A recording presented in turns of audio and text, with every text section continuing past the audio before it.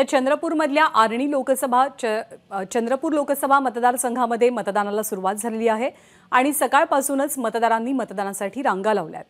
यवतमाळ जिल्ह्याचं तापमान गेल्या 2 दिवसांपासून 41 अंशांच्या घरात आहे। त्यामुळे मतदार राजा सकाळच्या सत्रातच मतदान करण्यासाठी घराबाहेर पडल्याचं पाहायला मिळतंय।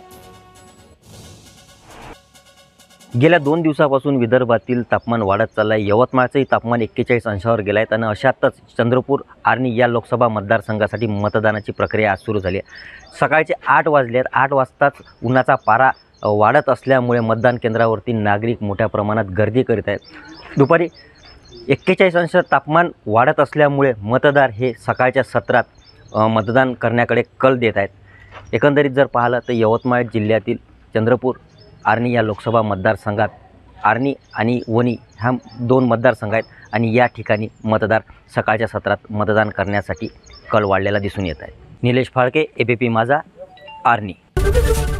एबीपी माझा, उघडा डोळे बघा नीट।